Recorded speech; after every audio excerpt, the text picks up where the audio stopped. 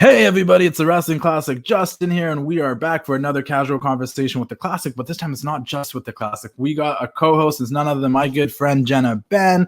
I especially wanted What's up? I especially wanted you on the show because you have a long list of people you've interviewed from the MMA world, and we are interviewing Ken Shamrock, that kind of is part of the MMA world and the wrestling world. So before we get started, I just want to introduce us and introduce Jenna Ben, because if you're watching this, you probably already know who I am. But guys, definitely check out Jenna Ben. I've been on her show before when the world was still open, and I was able to go to LA and visit Dash Radio, and we got to sit in the studio and do a show with each other face to face, unlike this. But you do what you got to do to keep the show going. And then she also was on one of the first group of episodes of this casual conversation series before I took a random hiatus. But definitely go check out Jenna Ben. Jenna Ben, tell them more about your show. Hi guys, so I'm Jenna Ben of the Jenna Ben Show. You can find me on Instagram and on YouTube at the Jenna Ben Show. I've been interviewing mostly ranked UFC fighters for a couple years now. I'm a little bit fresh to YouTube, but there's new content coming out every week. And so I am doing my best to build my audience over there without being clickbaity, because that's just not my jam. My whole thing is like, I want to build people up. I want it to be a positive experience. And so these guys come on the show and basically talk about who they are as the men behind the fighter. And then, I get their opinions on industry stuff. And, so much of fighting is psychological. So I kind of dive into what happens to them emotionally and psychologically before and after fights. And we get pretty deep. There's a lot of good gems in there. So stop on by. Who are some of the big names you've interviewed from the MMA world? God, I mean, let's see. Pulling up my Instagram page. If you go to my Instagram page, in my highlights, there's a list of everyone. So like Rocky Pennington, Chito Vera, Al Iaquinta, Jeff Neal, Ioana Jędrzejczyk is a huge one, Rob Dwalishvili, Uriah Hall, Frank Shamrock, Ken's brother, Bas Rutten, Jojo Calderwood, Neil Magny. I mean, the list goes on. Marvin Vettori, Francis Ngannou is a big one. Title fight coming up. So, good stuff. So if you're an MMA fan, you probably recognize a lot of those names. And I'm sure you should go check out Jenna Ben and watch those interviews. Make sure you subscribe to her YouTube channel. If you're watching this on YouTube right now, subscribe to her YouTube channel. If you're listening to this on Apple Podcasts or Spotify, subscribe to her on Apple Podcasts or Spotify. And if you're one of those cool people that have the Dash Radio app, you can listen to both of us on there. Other than that, let's get to our interview with the world's most dangerous man, one of my favorite wrestlers growing up because he was intense and just one of the first people to really bring that mixed martial arts shoot style wrestling to professional wrestling, none other than Ken Shamrock. But make sure you follow both of us and let's get to the interview. Let's go. The beat goes on.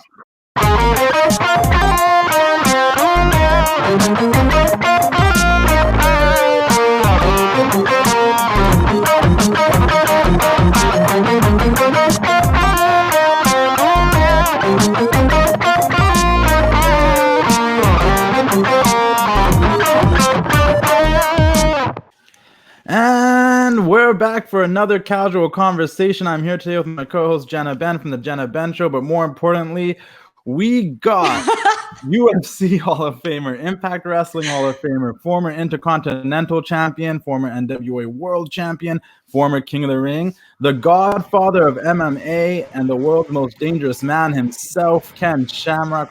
How are you today? How has 2021 been treating you? Man, I'm blessed, man. I'm so lucky. Man, things are good. I'm above ground. I'm breathing, so life's good. That's awesome. I think Jenna wanted to start off with the first question to get into the interview here, so we'll let you go, Jenna.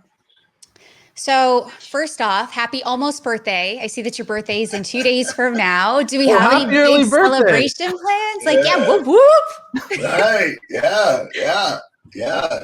My plans are celebrated with my family, man. I tell you, I've been gone so much over the years that now I get to enjoy the fruits, the grandkids and the kids and birthday parties. And so it's really, really been nice to be able to enjoy it and not have to say, sorry, I'm going to miss it, So it's been special the last couple of years. No, that's amazing. Yeah, I hear that. For sure. Okay, so Ken, I like to dive into my guest's childhood, and I know you have like a super rocky one, but it kind of made you the man that you are. I mean, I can see that you're this like you're not just tough physically. You've been through so much that I feel like you could probably take on any challenge that's before you.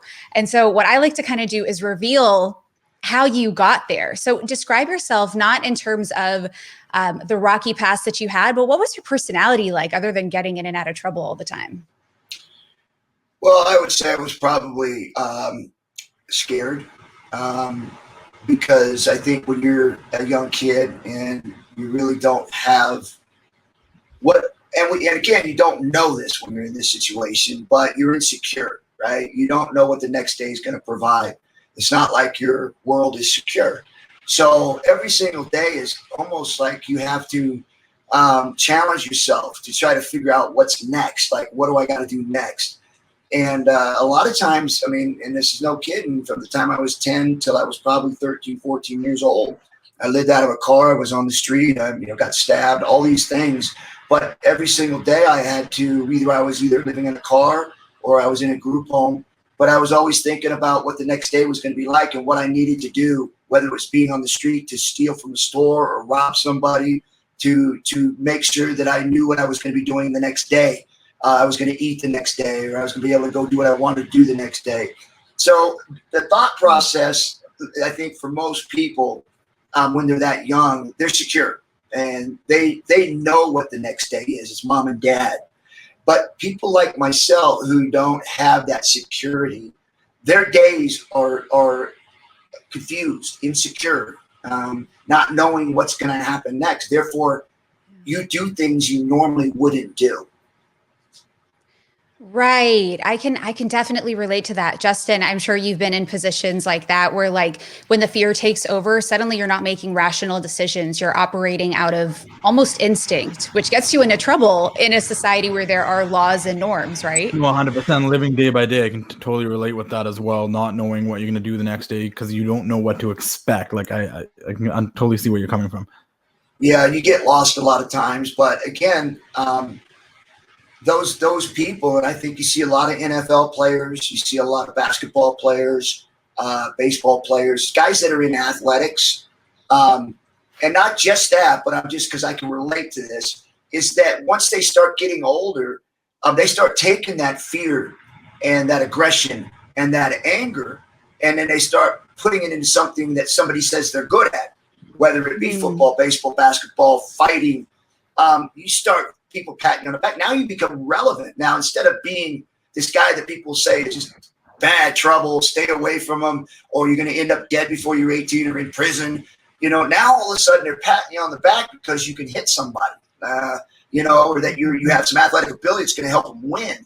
So now all of a sudden you're relevant. Like, you're not just this punk kid. Like, they want to help you get good grades. They want to help you make sure that you get on the football field or the wrestling mat because they benefit from that. So as a kid, I learned real quick, okay, you want something from me and I want something from you.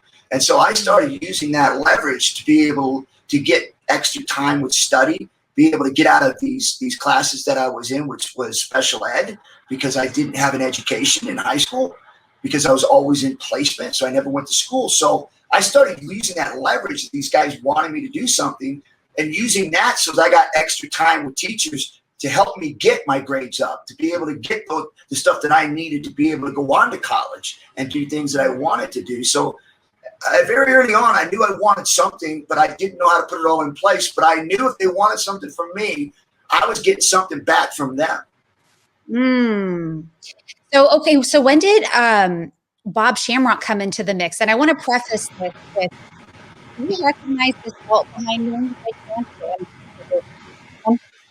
Yeah, you muffled. I didn't hear you. Do you recognize this belt? Is that the IC belt?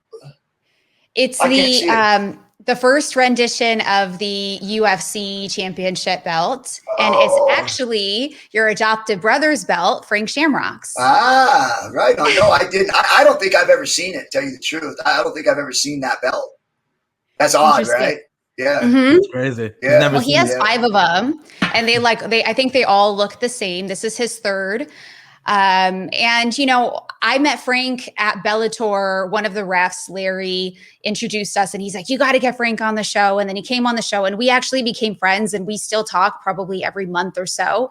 And he told me the story about Bob and how he kind of saved his life. And the really funny story of when he got out of prison, Bob was like, listen, you can follow in your brother's footsteps and, you know, either do fighting or you can become a stripper. And so my question for you has always been, I don't know why I had it planted in my head. Like, did you strip? Yes, you did. Yes. Yeah, I did. It was a way that I made extra money. It was actually fun. I got to meet a lot of people and I got to travel a lot. It was fun. What haven't you done, Ken? This is so great. The man of many trades. There you go. Right. That's how I got. Hey, listen. That's how I got such good hips, so I was able to move out of a lot of those submissions. Fair enough. So how did we get into wrestling? Like because I know you started wrestling before you got into MMA, mixed martial arts, because wrestling was around just a little bit longer while MMA was still coming up as a thing in society in the UFC. So when did wrestling become a goal for you? I'll tell you, my dad actually got me into it. You know, I remember it was a while back, probably when I was younger. I was in between juvenile hall and placement, and I saw some matches on there. It was pro wrestling. Of course, I was a little kid at that time. I was like probably 10 or 11 something. So when I seen these matches, you know, I was already out fighting on the street and all that. But then I saw this match on TV, and it was Moondog Mayne and Pat Patterson. And I remember watching it, and there was this blood everywhere, and he had this blonde hair, and the blonde hair turned this bright red. Yeah. And I was so enthralled by it, going, oh, my goodness. Like, that's like, I mean, I'm doing that on the street, like, you know, but these are grown men. And I'm like, man, that is so cool. Of course, then I got older, and I started understanding, oh, okay, I get it, you know. And still, I didn't have the respect for it like I do now. But then as I started fighting and I become famous, people started recognizing me. I had to make a move in order to support my family because money wasn't coming in, being able to fight like I was fighting. So I had to make a decision on what I was going to do. And I remember my dad came to me and he goes, hey, you should try pro wrestling. And I kind of chuckled like, what? It's like, how, you know, and he goes, seriously, you can take the same things that you do in that fight ring and you can put it in a pro wrestling ring. And I was like, no, you can't. He goes, you can. He says, you just got to go in there and do the moves. He said, you can literally go in there and do everything that you're doing without obviously breaking anything, but you can still do it just like you were in the gym wrestling and putting holds on people and letting them go. And I was like, I started thinking, I was going, oh, that might be interesting. And then I saw the money. Like, I was like, oh, okay, I can support my family with this, right? And so I went that direction. I had things with Baba's group, New Japan, also had WCW. But Vince McMahon jumped on me right away. And I got a call right after we had a call put into him the day before. Yeah. And he called me right back. And then I think a week later, I was down there on one of their TV shows.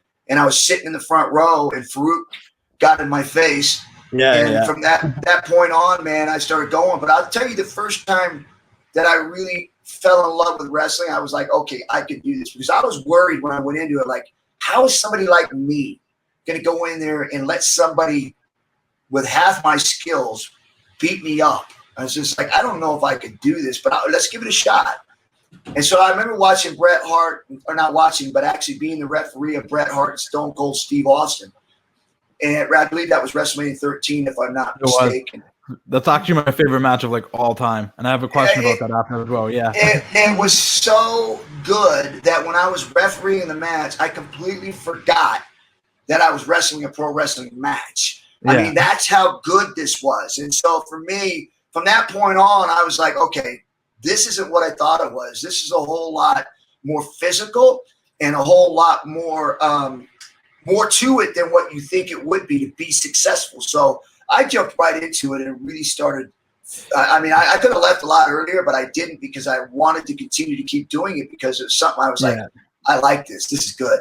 Did you have a different perception of like WWF wrestling compared to the stuff that you were doing in Japan? Because I know the stuff over there is a lot more strong style, hard hitting, and mostly like in the late 90s, early 2000s, they really tried to make it more like mixed martial arts and more shoot to kind of make it feel like wrestling was more real over there. did you have like a weird perception of WWF before actually coming there and reffing that match?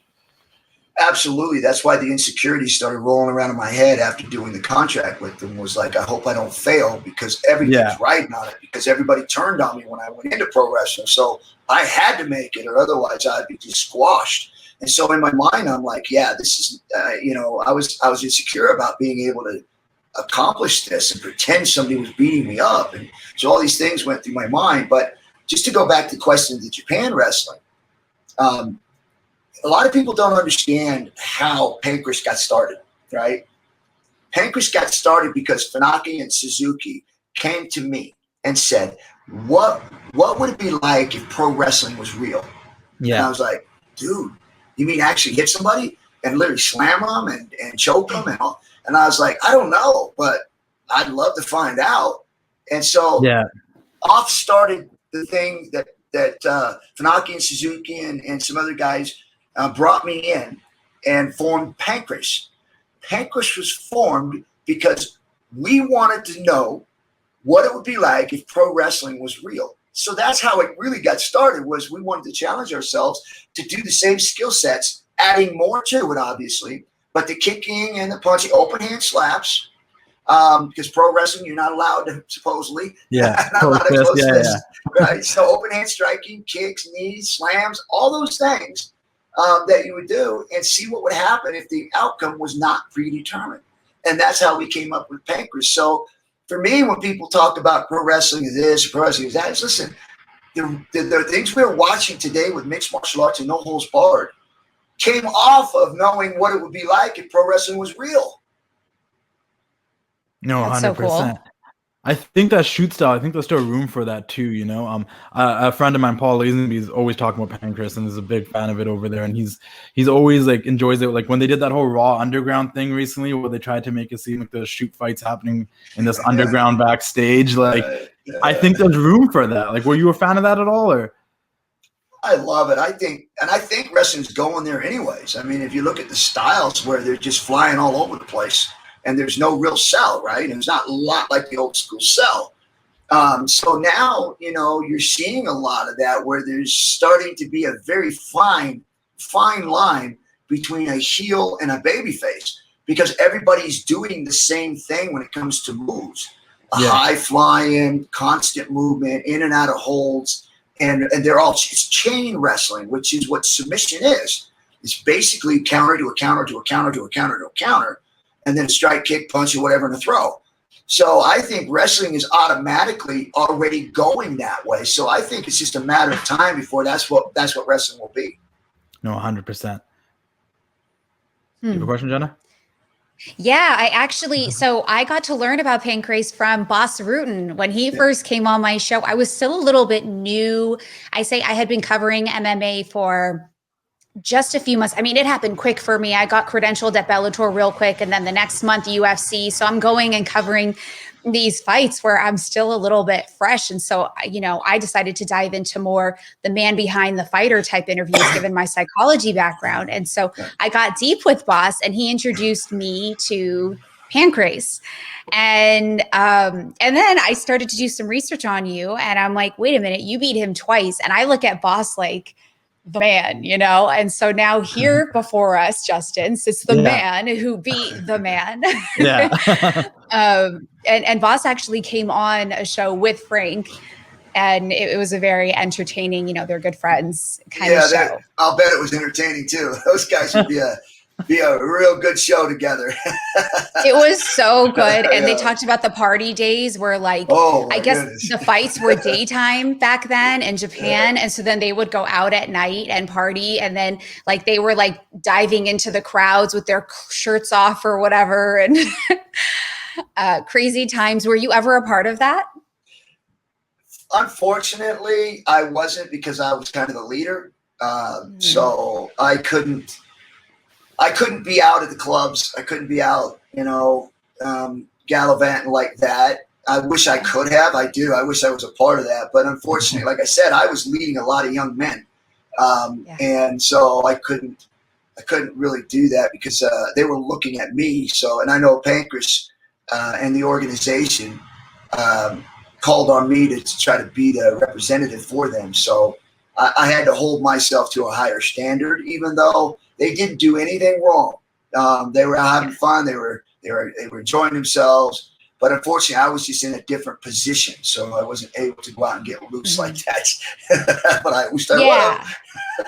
And of course, like, you had so much to lose at that point, because you had finally gotten to a point where you had something that was substantial, and, you know, you're really developing yourself. I understand you completely. Oh man, I just had a good question. All right, segue into the UFC. Is that okay, Justin? Yeah, because I want to get back to wrestling after, because you went to UFC before wrestling. I'll cut out all There's the a lot of jumping around. Yeah. Listen, this is all tape, so I need to put it wherever you want it. Yeah. And I'll cut it properly. Like, I'll cut it when I'm asking you to ask a question and stuff. We'll be fine. Okay, so now you make your way into the UFC. Pancrase lasted 3 years. And you developed this feud with Royce Gracie. And, you know, you guys fought 3 times. There were 2 losses and then a draw. I mean, it was such a different time. There were like no rules, really. Things were just kind of getting started. So do you think the feud that you had with him would have happened in today's day and age, where there's a lot more structure? Oh, yeah. Yeah, I think that's what sells tickets. I'm a firm believer in, especially in today's world where everybody can fight, right? So you got to know why people want to watch a fight. It's either one, a guy's got a certain kind of character, it just draws you to him, or that there's a reason they're fighting. Somebody ate their hamburger, or something that makes them mad, right? So, and that's why people watch movies, because, you know, you always want to see the revenge, you know, or the get back, and the bad guy's got to give you a reason to want to see him lose. And pro wrestling's built around that. And so to mix that in with actual fighting, with real stories, with real, you know, vendettas, like me and Tito, which ours was called Vendetta. I mean, the biggest box office draws during that time. And people always wondered why, because I wasn't the best fighter in the world at the time. And it wasn't like there's a whole lot of competition there, because I was much older. But it was because I gave them a reason to want to watch it. And I truly believe that that's what this world of mixed martial arts is missing, is that I think they're trying to control these fighters too much and not let them be themselves. Like Conor McGregor, love that guy, even though he crossed the line a couple times. Yeah. But my goodness, the guy gives you a reason to hate him or love him. And I think that's what it's all about. It's all about give me a reason. Where did you learn that? Because I feel like you're kind of, that's what I was going to say though. But Ken, I feel brought that over into the UFC. Yeah. Yeah, no, for sure. I was gonna say it kind of comes from wrestling. I think all the greats kind of did it. Like Muhammad Ali was a gorgeous George fan. He brought that personality in, because people have to care about you to care about the fight, right? I believe that 100%. And if you look at MMA today, what do you see? You see everybody trying to be a good boy. And I mean, yeah, you got to have the guys who are doing that. But if you're naturally a bad boy, then naturally be a bad boy. Don't stop them from being a bad boy. I was a bad boy. I mean, naturally, I'm a bad boy. And that's my character when I go into a fight. I don't like you. And I'm going to tell you everything about you that I don't like. And I'm going to make sure that everybody hears it. And then I'm going to go in and have to back it up. But if I don't back it up, then there's people out there that don't like me. You're going to be jumping out of their seats because I got my butt kicked. So it doesn't matter. Like I said, when you see how they're trying to control these guys and try to make them walk all the same line, I think it's killing the sport, man. It needs to open up and allow these guys to push the envelope a little bit. That's interesting. I feel like the UFC supports conflict, especially if you follow their social media, you can kind of understand what their parameters are, right? And so you see the quotes from fighters, and they grab snippets from Twitter and this and that, and then of course they start rivalries. And I'm kind of on the opposite end of it though, Ken. Like, I'm the peacemaker on my show. I'm not sure if you follow the current guys, but I had Neil Magny and Mike Chiesa on, and then Mike Chiesa put out a drunk tweet calling out Neil. And then Neil, I was asking him, well, who do you want to fight next? And he's like, well, I guess Chiesa wants it with me, so let's go. And then I had Chiesa on and I'm like, yo, what's up? What's your beef with Neil? And he's like, I made a mistake, you know? So I made the piece, but I guess that doesn't sell tickets. No, it doesn't, because if you look at Jake Paul. Jake Paul is an absolute. He has got absolutely no skill as a professional fighter. None. Has no background. Has no skill. But yet he goes in and beats up a basketball. I don't even know what that guy was. Right? He obviously didn't have any skill either. And now all of a sudden he's fighting Ben Askren. You're like crazy. Okay, that's a whole different level of pro, guy. So if it works out for you, great. But the odds for it working out for you are not very good, right? Because you don't have a background in being a professional athlete. At the professional athletes, even if you're a basketball player or a football player, as opposed to a normal human being walking around on the street, and you step into a boxing ring with a football player, that football player more than likely is going to beat the crap out of a normal human being, whether it's a boxing match or anything, because they're athletes. They're very extreme athletes. So now you got a guy like Ben Askren who does know how to punch, who does know how to throw kicks, who's no kicking, but just an athlete, period. A 1% athlete is going against a guy who has at best, average boxing skills, but yet he's headlining the news. Why is that? It's not his skill sets. It's not. And why is he getting paid? Because he has such a huge following that he's able to walk into wherever he wants to walk into and get what he wants. That's what it does when you're a bad boy. Right? But you got to back it up too. 100%. You have to. I want to take up for the guys who have invested their lives and their careers into training to be in the position where they can headline. You know, like what about all the guys that have been training since they were 13 years old and they finally make their way into the UFC and they make their way into the rankings and they're going up for the title? They don't get the glory that this guy's getting overnight. I mean, that makes me sad, you know? And it is sad. And I don't like it either. First of all, I'm the first one to stand up and say, wait a minute, this is probably not a good idea. But the numbers don't lie. And every single time you look at numbers and you look at businessmen, numbers are going to trump experience or professionalism. They want numbers, period. That's the world we live in. Yeah. I mean, Justin, Justin, you can attest to that with your social media. I mean, 1 second you have like over 500,000 followers and then your account gets taken down and then you had to rebuild from like 7 and somehow you got up to like 50,000 within a few months. But, you know, I'm sure you felt a difference between the numbers. No, 100%. It made a big difference, and the opportunities were different when my numbers fell back down, right? So I can totally attest to that. But I think there's a point to be made there too, because then you get guys who transition from wrestling to UFC, and a lot of them weren't as experienced. So take a CM Punk, for example. Right. But he was booked for the main event due to the fact that he was CM Punk and he had that notoriety as a celebrity. So, like, I think we do live in an era in society right now where numbers and having some sort of celebrity status already or something will give you opportunities ahead of other people. And it happens in wrestling too. There's a lot of people that go do other things like a Brock Lesnar or something else. But when they come back, because they're so much more of a celebrity, they'll be put in a top spot. Because at the end of the day, like Ken said, it's all about numbers. And when it comes from a business standpoint, what's going to make us all the most money, right? Well, look at this too. And so you can get a perspective on what I'm talking about. The president of the United States, Donald Trump, got beat by Joe Biden because the social network took Biden's side, which is numbers. Nothing to do with quality, nothing to do with anything else. But all it had to do with was because he was getting more visibility. And all of that had to do with because people that were going to vote for Biden on the social networks or support him on the social networks had billions of people and billions of eyes to be able to advertise to get Biden elected. That old school day where experience and power is gone. Power is in the numbers of viewers, not money, but numbers of viewers. That's where the power is now, period. I want to go back to talking about people transitioning from UFC to wrestling and then wrestling back to UFC. When you transitioned from UFC, because you were there in the first early years of UFC, obviously the Royce Gracie stuff, and I actually had like the first UFC event on a VHS tape in the middle of like a bunch of wrestling. And that's why I first saw you. And then later on the tape, I see you showing up on Raw with that whole Farouk situation and everything. Yeah.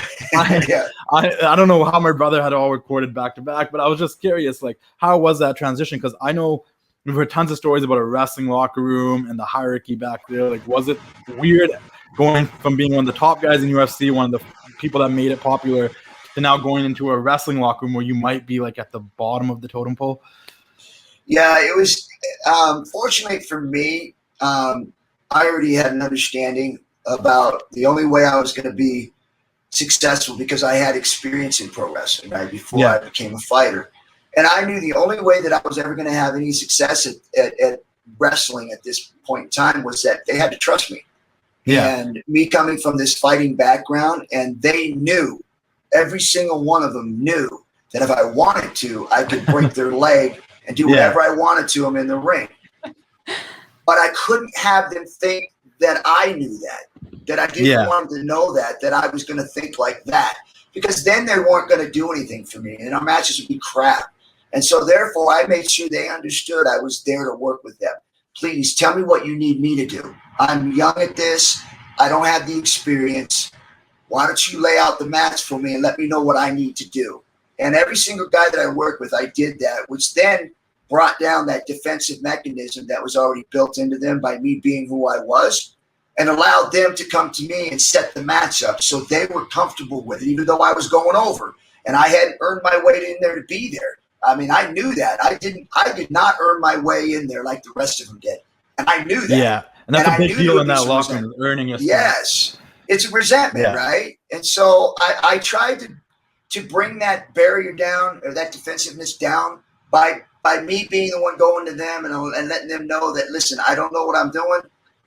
Show me what we're going to do, and I'll do whatever you need me to do. But I knew that they brought me in because they were going to put me over on a lot of these guys, and I knew they weren't going to be happy, right? So I felt like I need to make sure they knew I was humble and that I wasn't here trying to step on their toes and be a superstar without earning it. Was there anybody, because it is a very competitive locker room, especially back then, as we've been told by like The Undertaker on Joe Rogan's podcast, but since it was such a competitive locker room, was there anybody that kind of like took you under the ring, under their wing, and tried to like help you and show you the way? Or was there a lot more people that were like, oh, Ken Shamrock's coming in here, he's coming from the UFC, and like was there anyone that took you under their wing without any like concern? Yeah. First of all, I think all of them, once probably I worked with them because I let them do whatever they wanted. They wanted to throw me over the top of the rope. They wanted to do a suplex over the top thing on top of me. I did whatever they wanted because I knew I was going over, and I knew that that's probably not going to be a popular thing to a lot of them. So I let them beat me up, let them throw me around. So that at least when they finished the match, they felt good about it. Like they felt powerful to throw me around on TV, the world's most dangerous man. They got to throw me all over the place. So it kind of lowered it, right? And I felt like I was going to get more out of them by allowing them to feel good about doing something. And so that was my mindset going in. But I tell you, the one that really took me in and really helped me understand what I needed to do, and that was Bret Hart. And I know that's odd because there's a lot of people that say Bret Hart just doesn't help anybody. But Bret really worked with me and showed me what I need to do. And he always told me, don't be a wrestler. You do what you do, which is what I was told by my dad. Like, hey, go in and do your submissions, do things you do. And Bret told me the same thing. He said, don't go out there and do hip tosses and wrestling moves because there's a million guys out there doing it. And he says, you need to be you, the world's most dangerous man, submissions, suplexes, the things you do when you fight. Yeah. So that's what I did. I went in and I stuck to the things that I did. Your role in that match, that WrestleMania 13 submission match between Austin and Bret, made it so much more real too because it was a submission match. And I think people don't sometimes, because everyone remembers Austin's bloody face and the brawl. Yeah. But one of the moments that always stood out to me about it was because they did that whole double turn situation where Bret was turning into a bad guy and Austin was becoming the next big good guy. You trying to go after Bret and Bret stepping down, not wanting to fight you, solidified that he was, because that's a cowardly thing to do in wrestling. Like, we're used to Bret being that I'll fight anybody. But like, I think your role in that was very important. So I just want to say, let you know that from a fan perspective, like You provided a lot to that match than you might have thought. So in that sense, when it came to the psychology and storytelling, where they wanted to go. Another Bret, person that hang on a second, but with Bret yes. also too, think about that for a minute. Bret Hart was on top of the world, right? He was and top guy. I was a guy coming in that hadn't proven myself. And so for Bret to do what he did by stepping down was huge. I mean, that was something unbelievable. And he did that. And so that's why I have so much respect for him. I know a lot of people have a lot of other thoughts about him, but me, I mean, when it's stuff like that where he just stepped down and put me over, I mean, that was huge.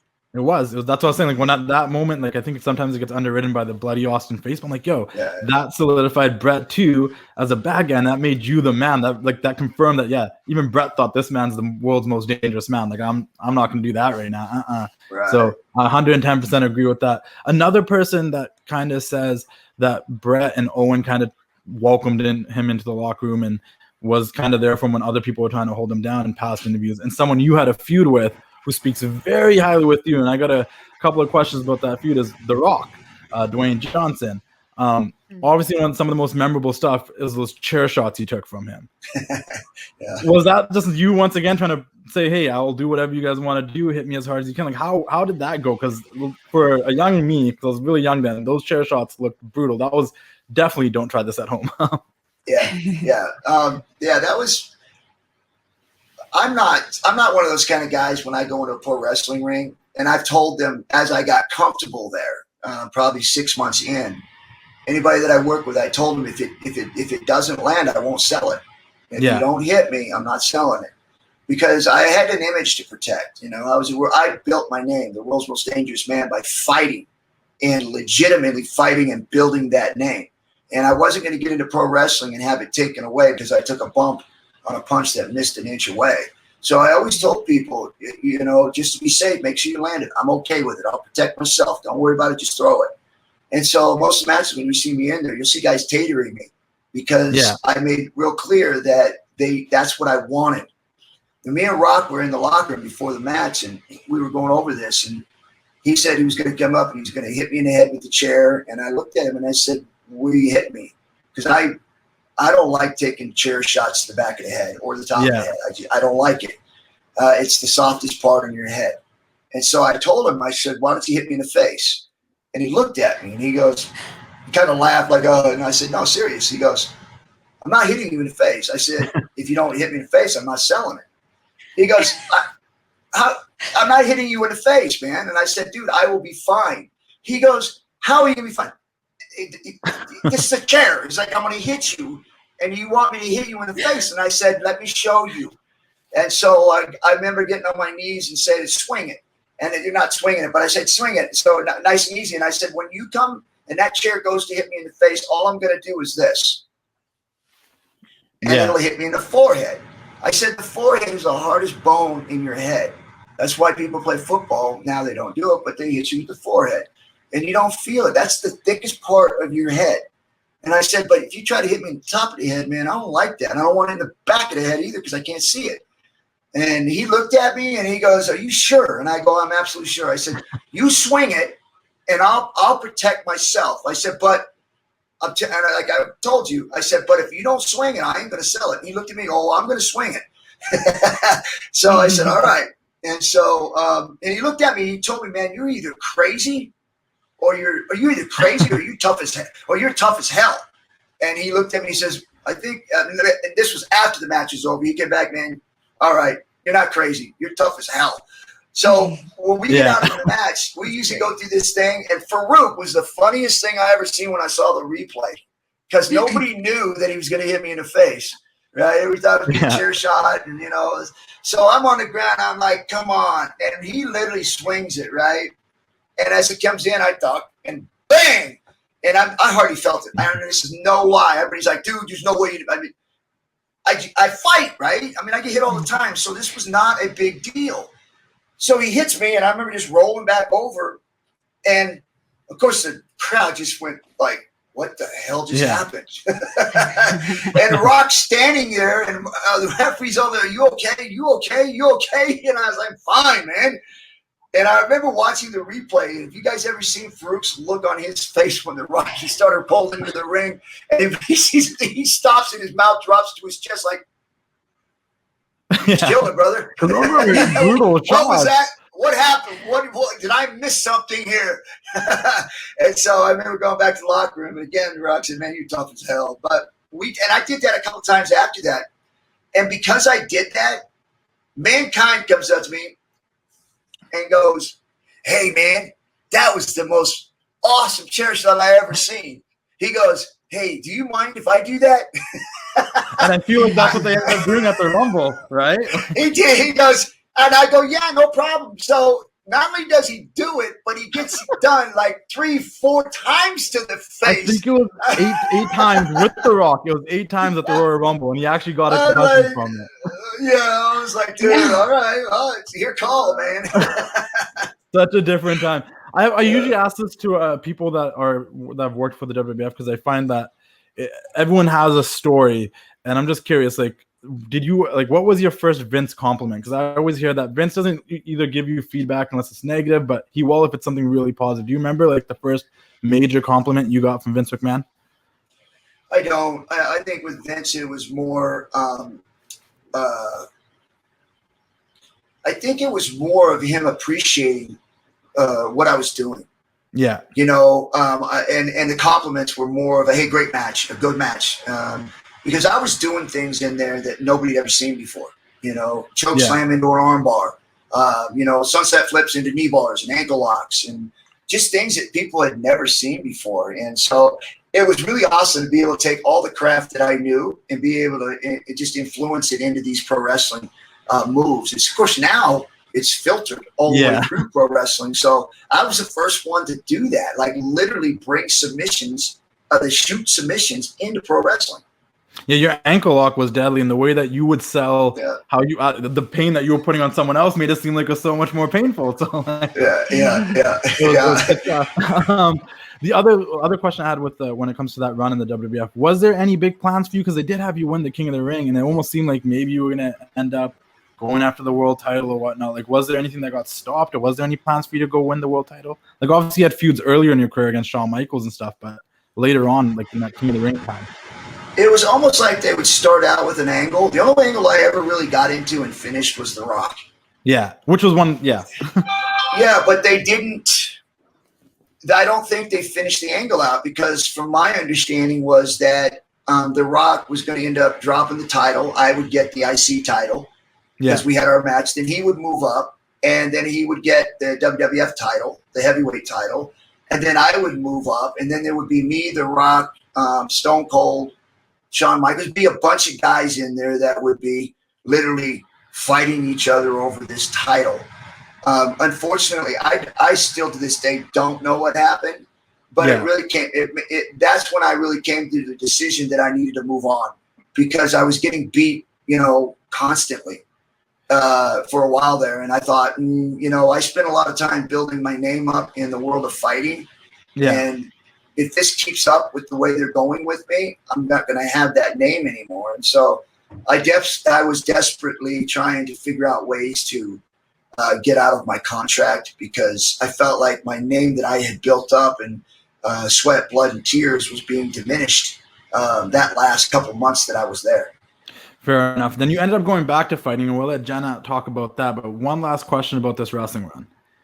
Now that you had this run in the WWF, and it was a lengthy run, it was like a good 3-4 years, maybe 5. But what was the biggest difference when it comes to like being a professional wrestler and an MMA fighter? Like, if someone, like, say, what are the biggest differences? Like, what are the different challenges between the two?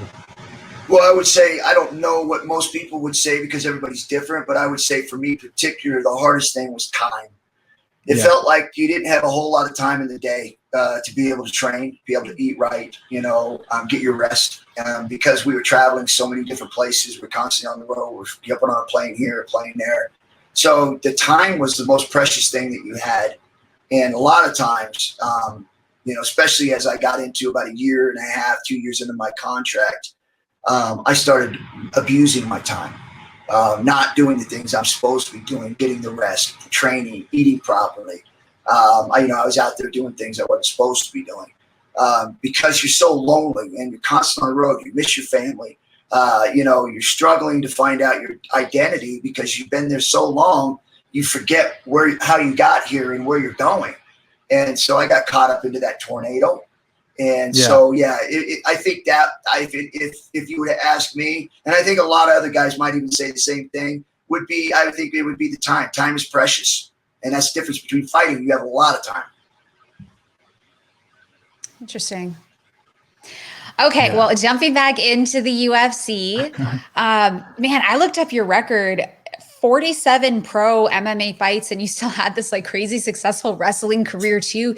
You might be, I've interviewed, I think I'm on like my 107th show, so you can imagine how many fighters I've had on and some group interviews, but like, yeah, I think you might have fought or had the most active career of anyone I've spoken to.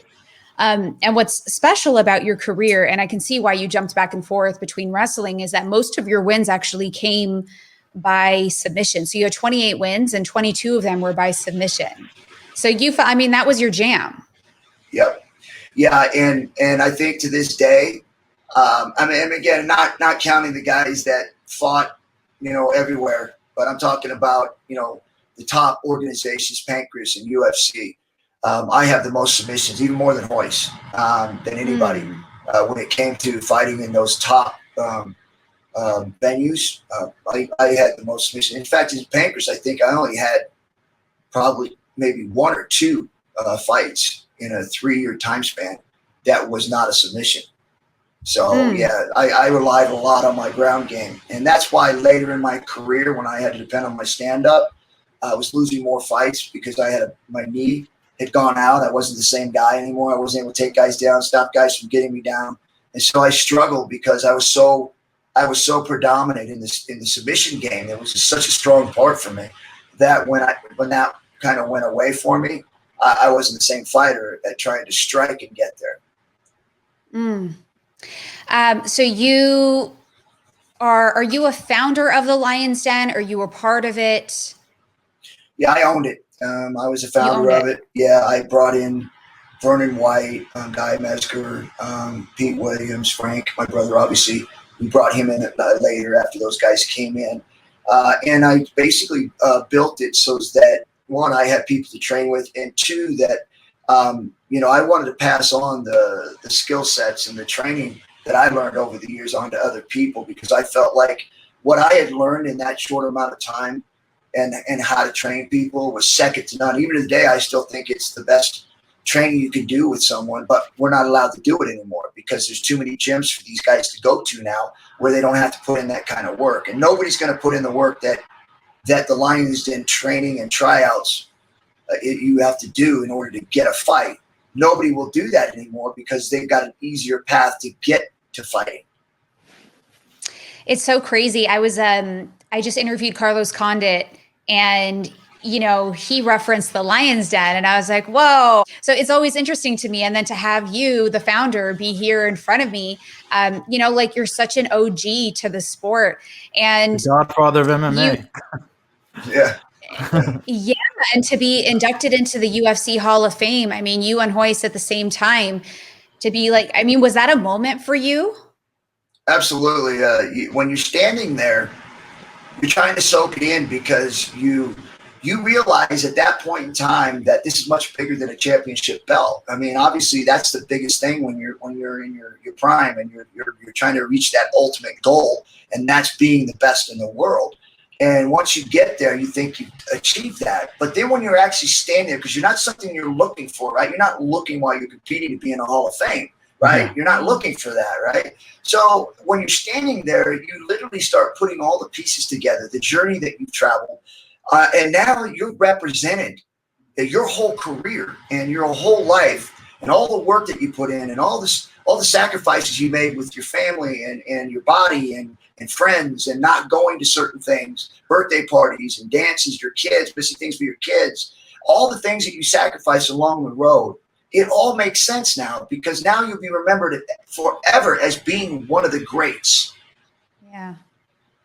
No, 100%. That's so cool.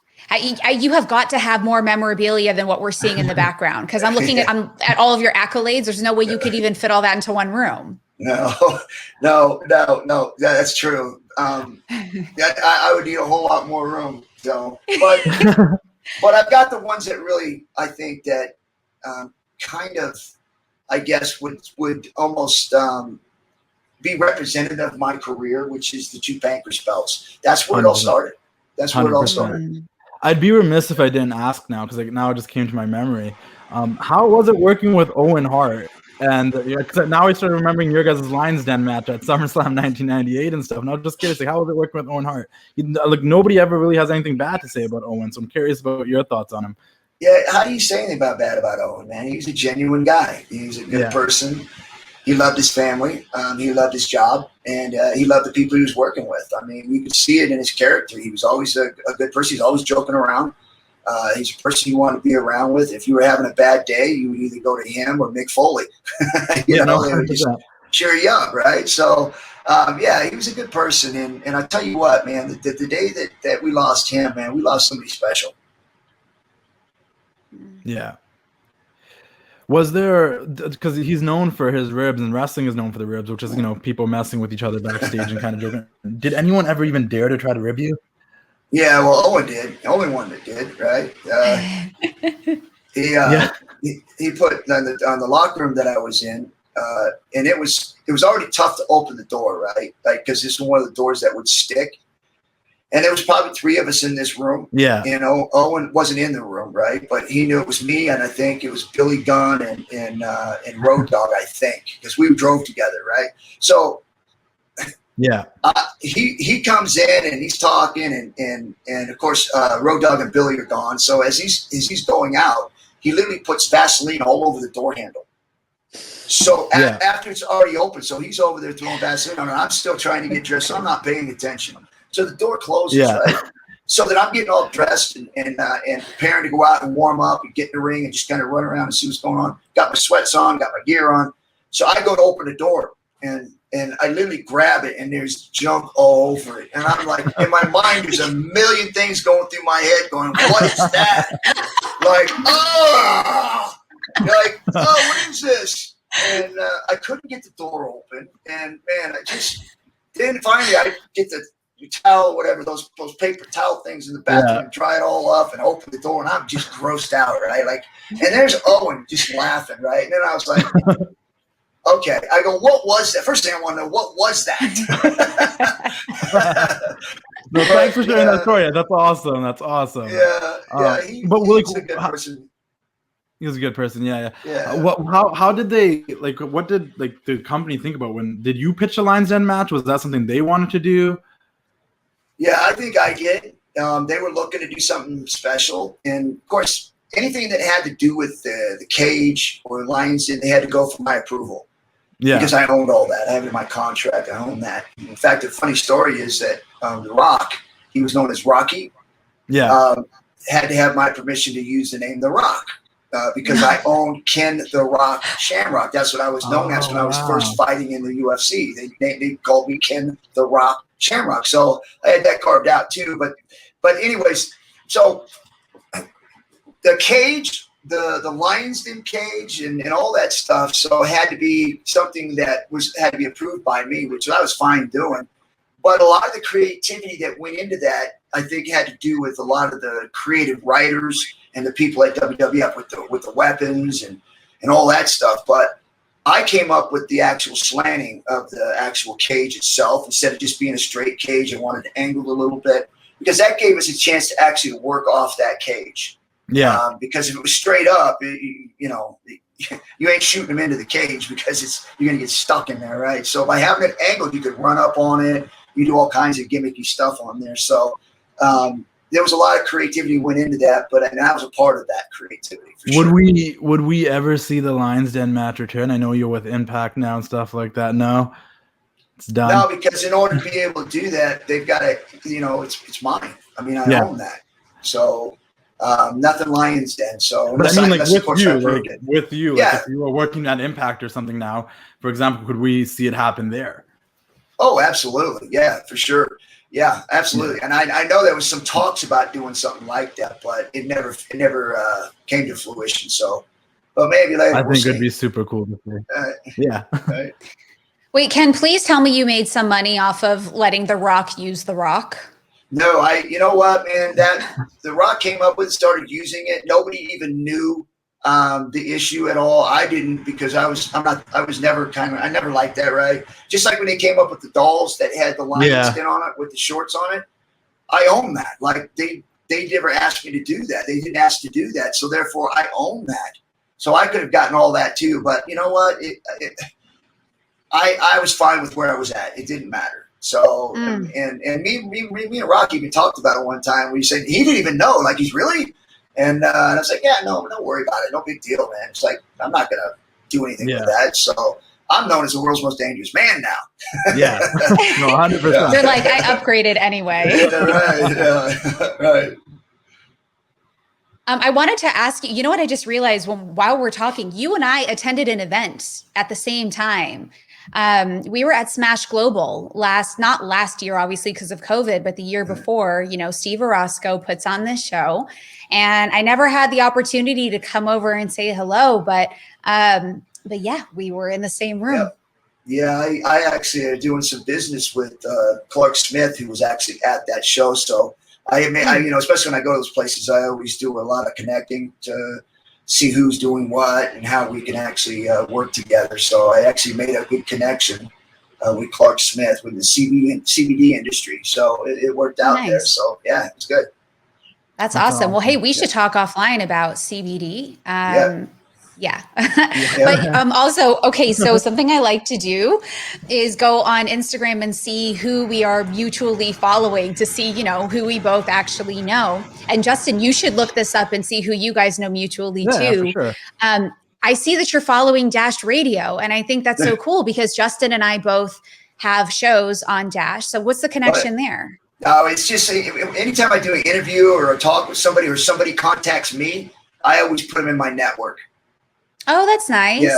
Okay. Yeah. So, because like I said, I'm always trying to network, always trying to find ways to, you know, work with people. And sometimes, like even now on my what is it? The not Instagram, but the business one. What do they call that? LinkedIn. That's it. Yes, yeah. LinkedIn. So I mean, I must have gotten, you know, half dozen business offers through LinkedIn because I contact everybody and just kind of see what they're doing. I just had coffee with somebody that was an investment banker for Edward Jones. And so we went and had coffee, had nothing really in common. But as we started talking, there was a lot of opportunities for him and myself with the new league that we're coming up with maybe he could start teaching these young athletes that are coming in to fight on how to make their money work for them. You know, there's no. I love that. Yeah. So, and then of course he can actually send me guys that want to invest or be sponsors. So yeah, just stuff like that where we just try to reach out and see how we can work together. Sometimes it's just friendships and you just become friends and you're kind of stay in contact through the social media stuff. So, but it all works. No, 100%. I think that's actually really smart because not so much these days, but obviously in the past we heard a lot about even professional wrestlers that made a lot of money, but at the end of it was still wrestling because they spent all their money. Yeah. Right. So learning to make your money work for you and stuff is something that's good for all athletes across the board, I think. Because I think when people come from a background where they were living day by day and not knowing what to expect, when they make a bunch of money, they start spreading that out and sharing it with everybody to a point where the next thing you know, they're in debt and all this other stuff's going on. And this is coming from the banker background of me because I worked at the bank for both. Right, yeah. But I completely understand that. I do want to quickly touch on you getting back into wrestling. What brought you back into wrestling? We recently saw you back in Impact Wrestling, working with Moose, Sami Callihan, and these guys. What made you make the transition back into professional wrestling? You know, it was a few years back. I'd been out of the ring for probably, 4 or 5 years, hadn't done anything. I felt just ugly. I just didn't feel good. And so I went to this thing called BioAccelerator. And it's a way for them to, really help replace some of the stem cells and different things in your body to rejuvenate things, right? To make you feel younger and recover and some injuries and stuff. So BioAccelerator had contacted me and started talking about, and this was in Medellin, Colombia. Yeah. And so I was like, okay, I've heard of this, but I've also heard that it's difficult for them to really treat athletes because they can't give them the dose that they need because there's regulations put on it in the United States. Yeah. And they said, yeah, but we don't have those regulations in Colombia. I said, we'll give you what you need. And so I remember went down there and I actually done some treatments. And I came back, and it was probably 6 weeks into my training. I started feeling young again. I started feeling strong again. I started looking good again. And I was like, I'm going to try and get back in the ring. So I cut a promo saying, hey, look out, wrestling. I'm coming back, you know. And so I had a shot over in Australia to go do a spot show up there, and I did it. And then they brought me back again. And then I signed a deal with them to do a year contract. So then I came up, and I was a tag team title. Won the tag team titles there. Yeah. And then while I was down there, then all of a sudden I started getting some chatter from Impact Wrestling on my social media stuff, talking about, because I was wrestling in Australia, I was posting stuff, and there's people talking smack with me, Brian Cage, and they talked about the machine. I said, man, I'm going to break the machine. And so we started chattering back and forth, and we were friends, right? But we were just keeping going. So they bring me into Impact. Well, when they brought me into Impact, I thought it was going to be with me and Brian. He's a great worker. I thought we'd have a great match. And then all of a sudden, they put me with Moose. And I was like, okay, that went from there to there, like real quick. Now Brian's upset, and I'm confused. Like, yeah. Okay. So I went in and had the match with Moose in a pay-per-view event, and I did a dive over the top rope. I did a hurricanrana. Which was crazy to see. I hadn't done that. I don't think I've never dived over the top rope ever. But I've done the hurricanrana in WWE, but that was years ago. So my body, just after doing these stem cells and working with BioAccelerator, I started feeling like rejuvenated. And so that's when I started having this Hall of Fame career and the talks of Hall of Fame with Impact, because my body seemed to be responding so well to this treatment, and it started to give me an opportunity to love life again. And that's kind of where I'm at now. And actually, we're working out even more in detail, more stuff that I'll be doing with BioAccelerator, because I want to share this with guys like Don Fry and Dan Severn, Mark Coleman, and some of these guys that are struggling after fighting because they have so many injuries. I want to share that with these guys, to be able to have them have that same quality of life. No, I've heard a ton about that, actually. I've heard about the you share that with my face? I'm just wondering, for anti-aging, I hear so much about stem cells. Please, honey. You're beautiful. You're beautiful already. But if you want to do that, it's incredible, because my wife went and did it. She went and did this thing where they actually shoot this stuff in them, and it takes the wrinkles away. It makes your face like look smooth again. Like, it was incredible. It regenerates. Years. Yeah. Shit. Yeah, it was incredible. It was incredible. No, I've heard tons about it, and I've also even heard about the whole people going to Colombian stuff to go get it done, the procedures, because there's a lower dosage allowed in America. But it's helping a lot of people that have bad necks or bad knees, and it works differently for everybody. I broke my neck twice. I broke my lower back. I got a titanium ball in my shoulder. I got screws in my knee. And now he's diving over top ropes. Yeah. Holy cow! Wow. That's that. I've heard tons of great stuff about it, and it was a huge deal that you went into the Impact Hall of Fame. Obviously, for people that are don't know much about wrestling, Impact is it grew from TNA, where you were one of the first NWA World Champions for TNA. So you have a long history with Impact. But is there any chance we might ever see you in the WWE Hall of Fame? Do you have a relationship with them at all? I think it will. I mean, you can't deny the impact that I had on that organization the short time I was there. Because if you 100%. Look at wrestling now, my fingerprints are all over it, because I brought in the submissions. I was the one that did arm bars and choke slams and the belly to belly into the ankle lock. You had Kurt Angle, who made it famous. Swagger and all these other guys that have done the leg locks. There's just so much leg locks and arm bars and submissions in the world of wrestling now that weren't there before me. So if you're looking at the Hall of Fame credentials, I think I check all the boxes.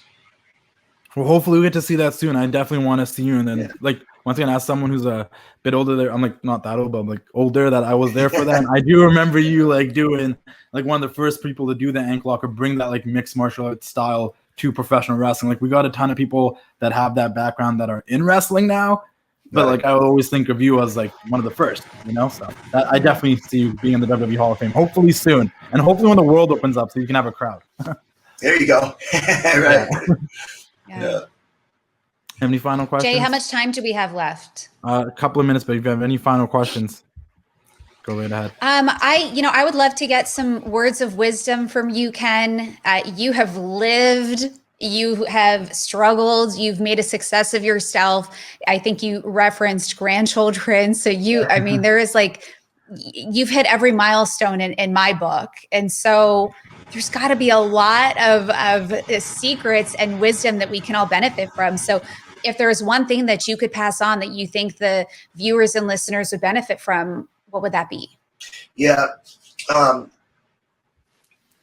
Life's a long time. I mean, we think it's short, especially as we get into our 80s. We start looking at it as it being short, right? And, even me being at 56, where, you start looking at time, it becomes important, right? And so you start thinking about the special things that you want to do and to make up for things that maybe you didn't do.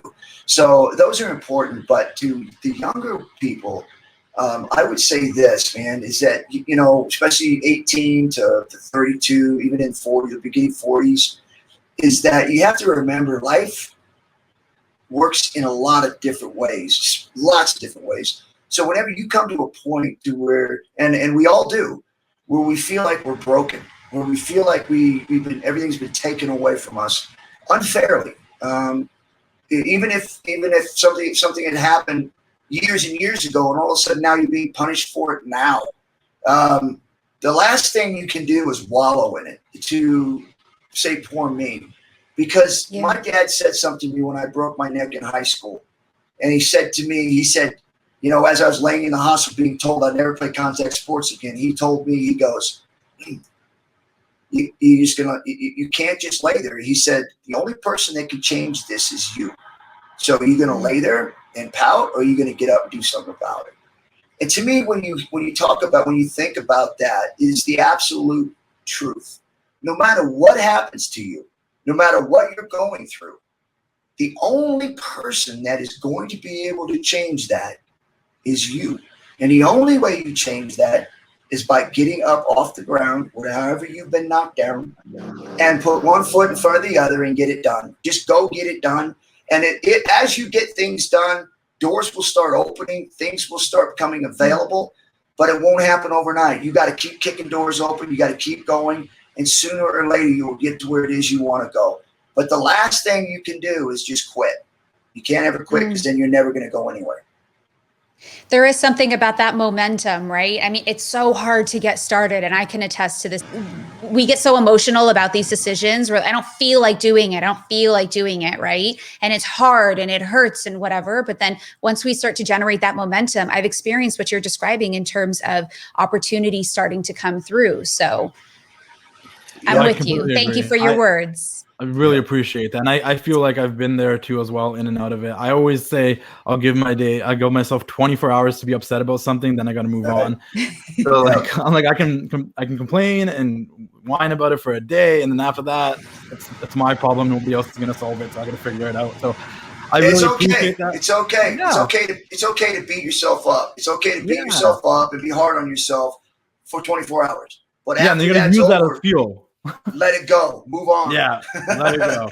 That's the way I usually roll with it. 'Cause I'm like, you can't. I think a lot of us went through a lot of stuff in 2022 that taught all of us to have to learn how to get over stuff and move forward. I really appreciate you coming on. This is something I really want to do for a really long time. I've been a fan of yours since you were in the WWF and I was a little kid. I had your action figure and all that stuff, So, so I really do appreciate it, and it meant a lot. And thank you, Jenna, for co-hosting this with me, because I knew you would bring such a great insight to it as well. So I thank you guys both a lot. Well, I appreciate it. Thank you very much. And this was an enjoyable show. Thank you. Thank you. Oh, yay. Nice to meet you, Ken. And last but not least, where can everybody find you? Ken Shamrock, KenShamrock.com. And if you want to know everything we're going on with our bare knuckle fighting, you can go to ValorBK.com. Yeah, I'm looking forward to that too. I saw that when I was doing my research. You're starting some bare knuckle fighting company. Did you watch the fight with Paige this past week? I didn't get a chance to. Like I said, so a lot of times I'm moving and doing something. But I heard that it was a violent fight. It was, yeah. But it was bare knuckle, and I was intrigued. because obviously I know her from her UFC background. Yes. But to see her bare knuckle fighting, I was like, whoa, this is different. Yeah. Well, the reality of it is that they're bare knuckle. When you hit somebody, you feel it. So jabs work and crosses work. So you don't have to jab somebody to find your range. You can use a jab to knock them down. That's crazy. It's crazy the evolution of fighting over these years. But once again, thank you. Appreciate it. Everyone look out for that. The Bare Knuckle Fighting Company Valor. And thank you once again. I think we're good. Yeah. See you all next time. Ooh, yeah, dig it. It's time to say goodnight. We sincerely appreciate your patronage and hope we've succeeded in bringing you an enjoyable evening of entertainment. Please drive home carefully and come back again soon. Good night.